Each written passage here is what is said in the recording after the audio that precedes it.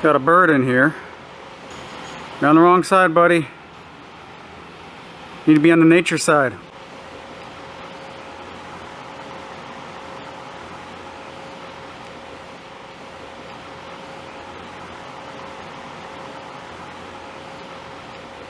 So I'm not sure who the responsible one is here, but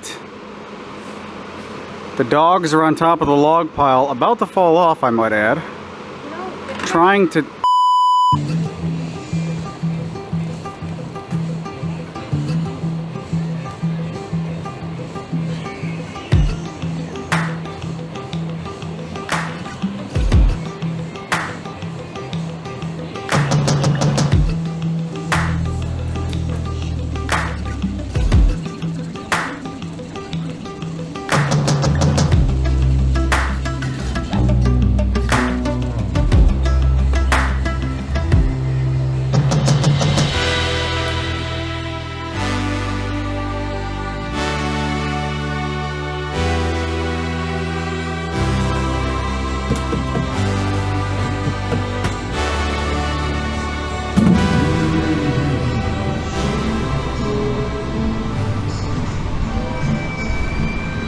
The shop is starting to have some character here. I've got a lot more to do, but at the very least I got the last bin emptied out on the workbench. This is the paint and tape drawer and a couple pneumatic nailers. I gotta find a spot for this where the dust will stay off it. I don't want dust on these rollers and whatnot. So very few doors and drawers, and everything is, the majority of everything is out in the open. First order of retrieval. I like it. I like it. I like it. I like it. I like it. I like it a lot. Got the flags hung up.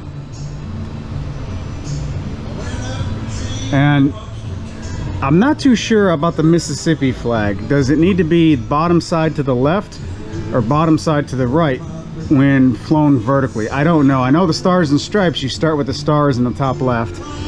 But I don't know on Mississippi. I'd like to get a Michigan flag out here, by the way. Just thought of that.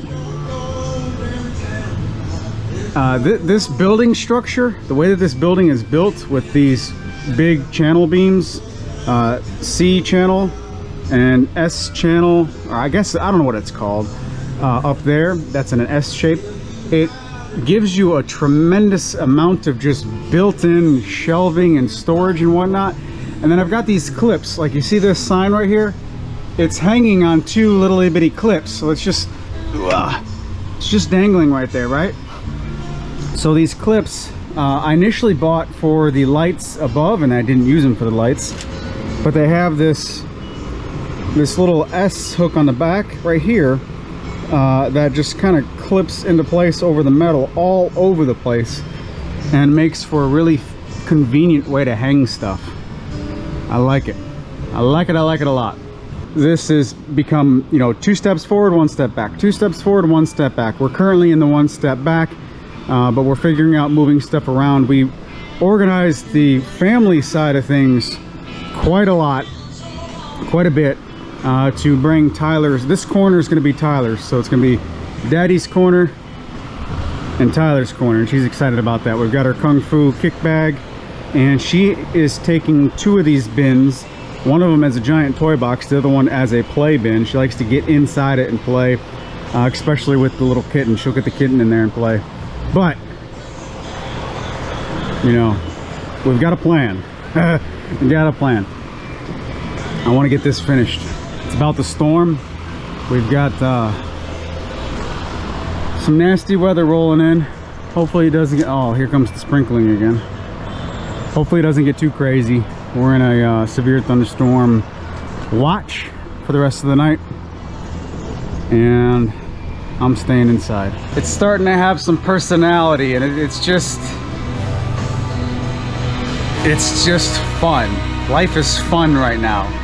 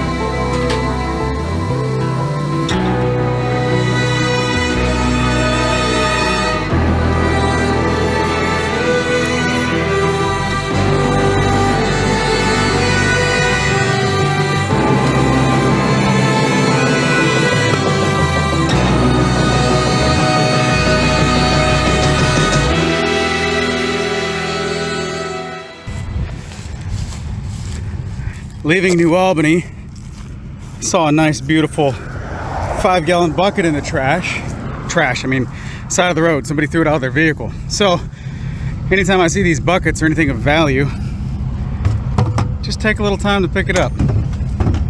Oh, don't drain in my truck now.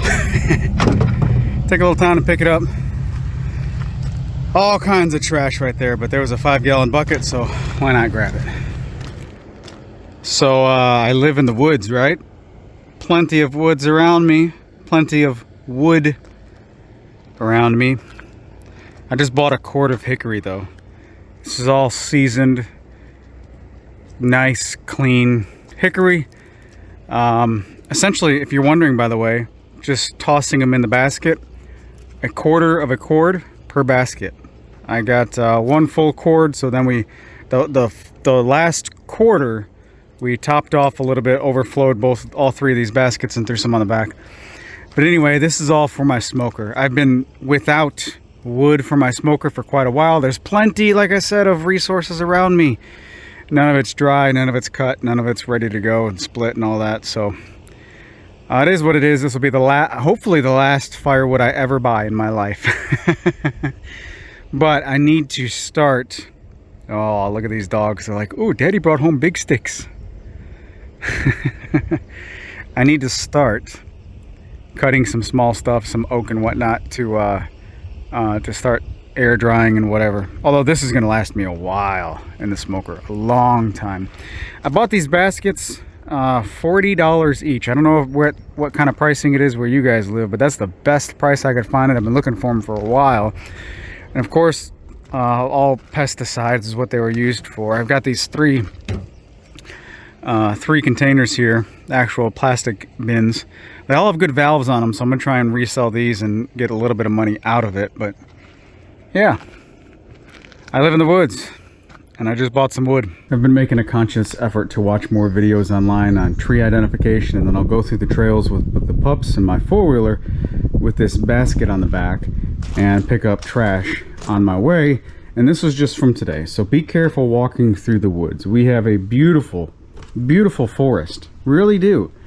And what we're realizing is any place where there's a little bit of a clearing, a little bit more sunlight, basically an area large enough for a tent, you're gonna find crap like this. So frustrating. Couple takeaways here. First off, all of this stuff was buried under leaves, so decent shoes are recommended walking through the forest. Now I love walking around barefoot, I really do, but could you imagine stepping on that on top of underneath a pile of leaves? Like, there's leaves covering up all of this stuff.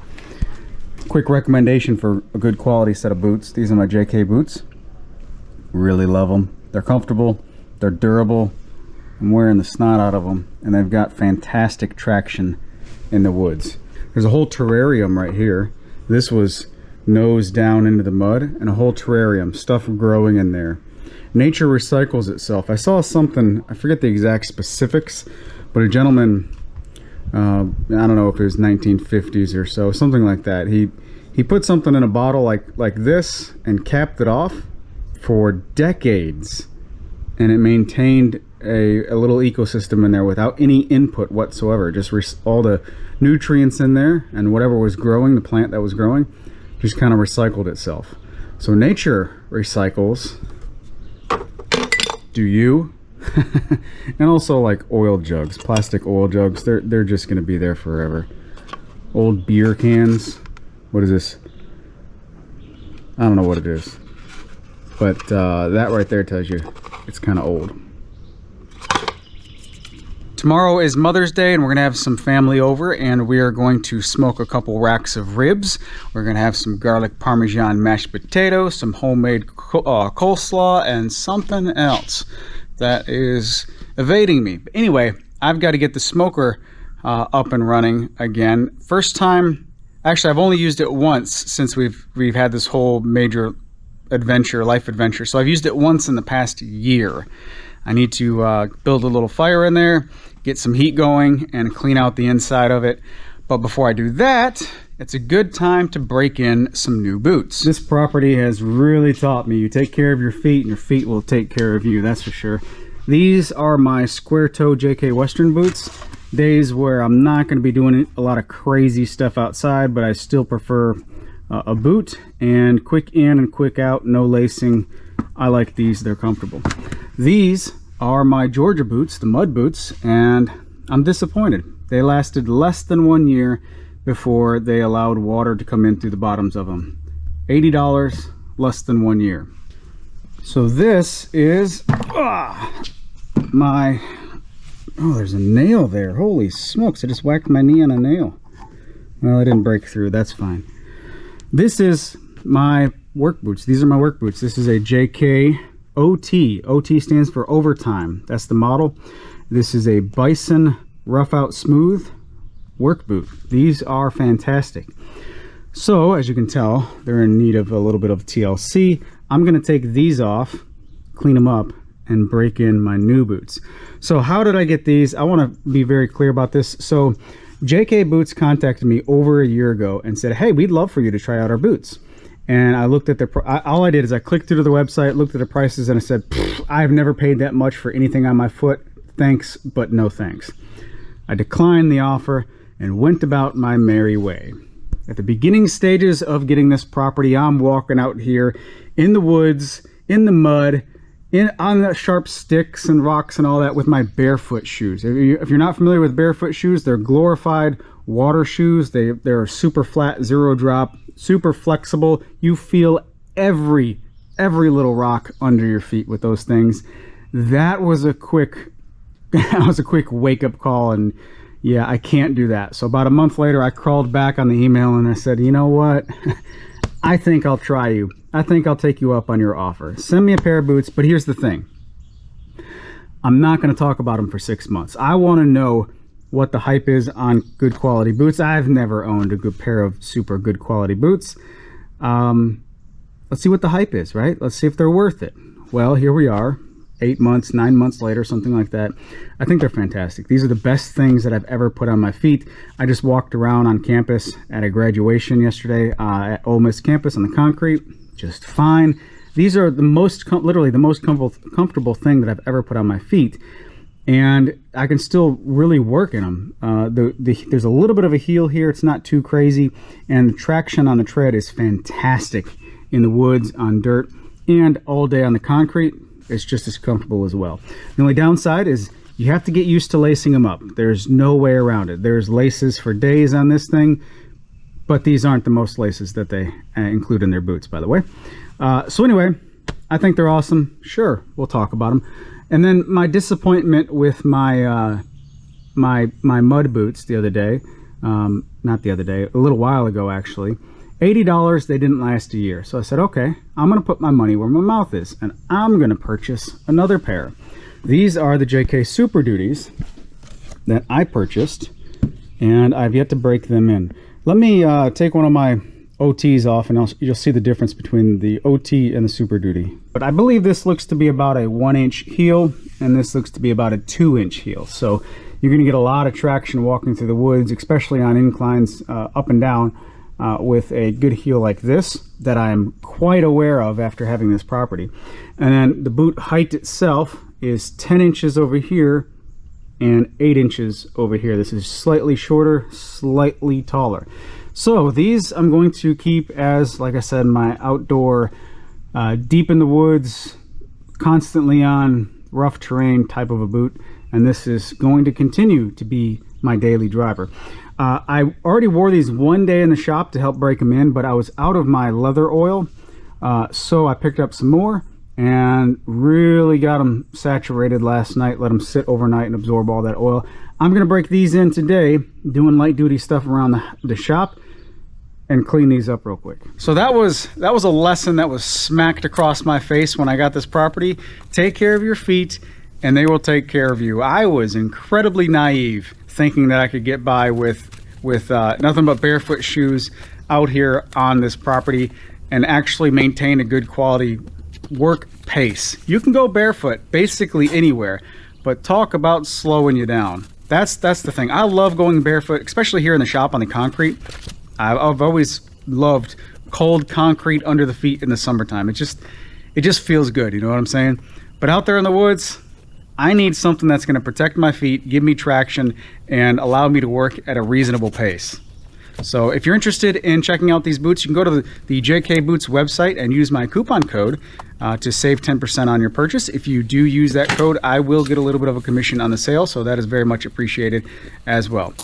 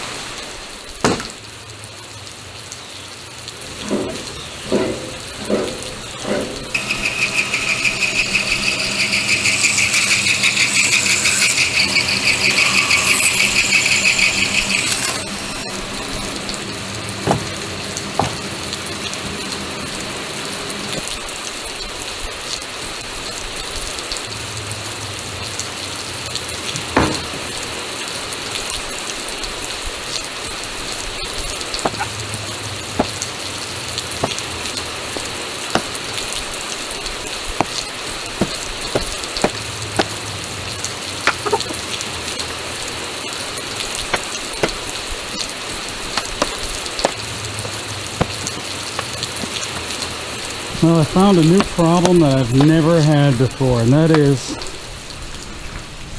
these dogs. They want to be right in the action when I'm splitting. I've never had a dog like wood as much as they do. Anything wood, like you could buy any type of squeaky toy, any kind of ball, any kind of Kong toy, anything you can stuff with peanut butter or anything that the dogs love. And they're going to choose a stick instead, which I think is great. I think it's fantastic. Organic materials, I love it. However, I got to put them up next time I start splitting. They were pretty good staying back, but every time something split, they were eyeballing it like, yeah, can I get that one? Yeah.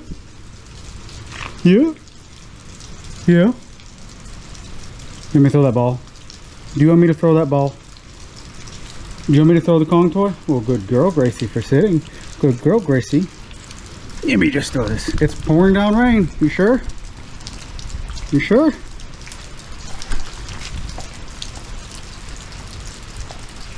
Nolly loves water under his terms only. Like if he's hot, he's gonna find a puddle to lay down all the way up to his jaw, right? He'll be completely submerged in the water. Grace, doesn't matter. 24/7, freezing cold, she's gonna get the water. Nolly, not so much.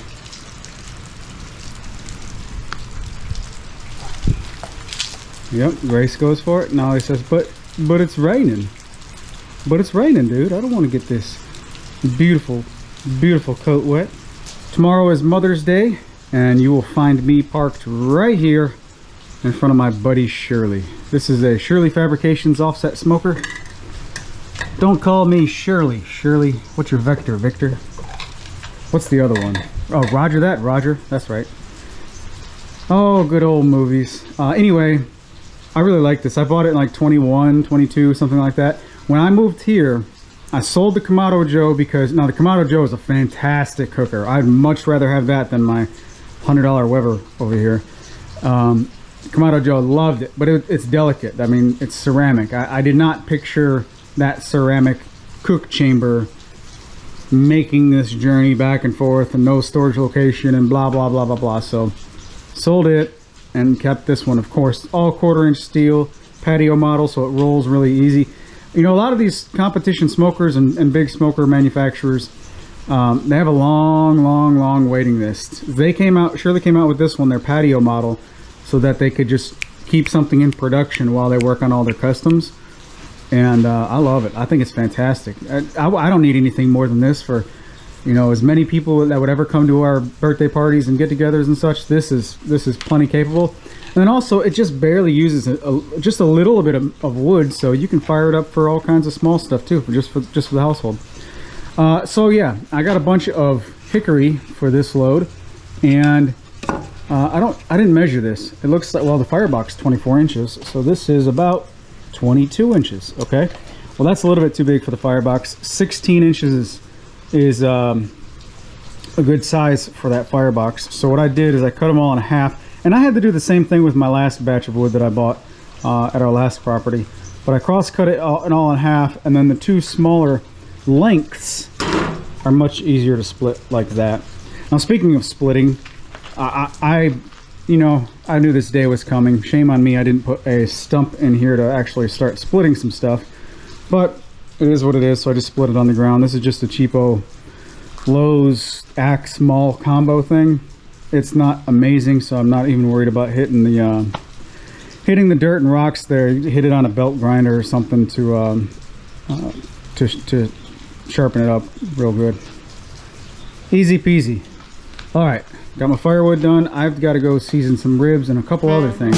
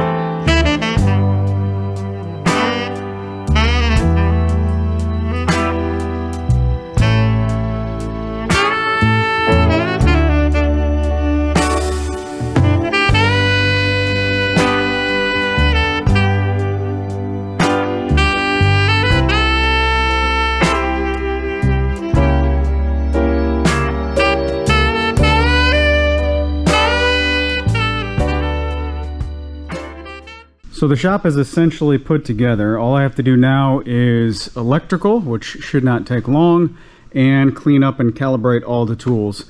I started to clean this up on camera. I didn't even record, but I did an interview for our fiber company here. They wanted to come out and record some stuff to showcase their fiber, and for us uploading videos, fiber is essential. So I see you over there. I see you. Have fun. So anyway, I was like, let me fake something for the interview, for the video, right? And I just set up the camera so the guy could actually record the camera, fake recording me. So I cleaned this up, and ooh, it's been a while since I've seen it like that. Everything is dusty. We are battling dust, right? Dust is one of the most unexpected hurdles on this adventure. All right, so anyway, dust collection comes down right here. I have a blast gate for the router table and table saw, router table. So one 6-inch blast gate for two 4-inch ports. I tweaked a couple of the tool locations. The small bandsaw was right there, but it just makes sense this way because I ended up having more room over there than what I expected. So there's that. Dust collection drop for the other bandsaw over here, and this one again I have full in feed and out feed, and my blast gate for this bandsaw is right here. There you go. This one's got 2 ports, so dust collection there. This cart's not going to stay here. I just have it parked here. Actually, I don't know. No, it's not going to stay there because I'm going to put my 4x8 table right here. I still have plenty of room for a 4x8 table. This was essentially the same, but a little bit tweaked. The planer was going this way, but it made more sense to move it this way. That way I have more in feed and out feed. And if it's in the way right there, well, it's got a real good mobile base on it. I can just roll it backwards. And same thing with the front, just push it forward. I moved the small bandsaw over here because it was just an extra port over here anyway. So I was like, yeah, just move the small bandsaw over here, and then I can move the router table over there, and then I can free up this wall for some other stuff. So that's good. The Addams Family's playing. We have a driveway alarm. When someone drives through our driveway, it plays the Addams Family, so someone's here. Small bandsaw right here. Plenty enough area to do any big circle cut or whatever. That's cool. my workbench right here and my daughter's workbench right there. She smiled when I told her that we get to work next to each other, so that's awesome. This side over here, we have a blast gate down at the bottom, not a blast gate, a floor sweep down at the bottom that does have a door on it that I can shut. I can move this real fast. You can see it has a door that can shut, but it doesn't seal off that well, so I've always left it open and put another blast gate right there. I've yet to put the other blast gate right here. It's just sitting right there because I need to figure out this. I'm going to figure this out, and the other alarm goes off, distracting me. So I got to figure this out. I want to make a bigger port right here. I was using two 4-inch ports with this big old dude right here. This big gulp. You know, it's a dust shroud. So instead of that, why not just make a 6-inch box of some kind?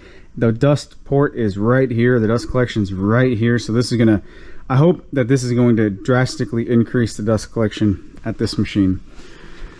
Just the tools over there, no big deal. My miter saw is going to maintain portable like this for a while. I'll figure that out. It's eventually going to go on that wall, but that's down the road. We're just trying to get operational, right? So the dust collection comes out this way right here. This 6-inch hose and this port is to operate this station. Remember when I moved my tools, this one fell over. No! On the trailer, because some idiot, not you watching the video, but me behind the camera, pulled it the wrong way.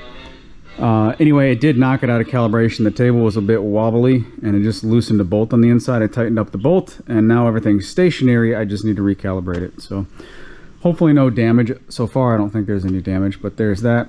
You can see the different elevations here with these two tools. This seems to be working just, this seems to be laid out just fine. The planer is not going to interfere with the jointer. The jointer is not going to interfere with the planer. I tell you what, somebody is just making our driveway alarm go bonkers. Wonder if Jamie's out there with the dogs. Anyway, dust collection is essentially done, minus that over there, but that's a project by itself. So dust collection's done. I will do electrical probably next week. Today is a Friday when I'm recording this. And I've got family coming down from Michigan I'm really excited about, so I don't want to be thinking about work for the next couple of days, to be honest with you. Yeah, after that is going to be electrical, and I'm going to mount a sub panel on that I-beam and jump over to the dust collection and drop electrical down to my islands. I've got something to show you with that when the time comes.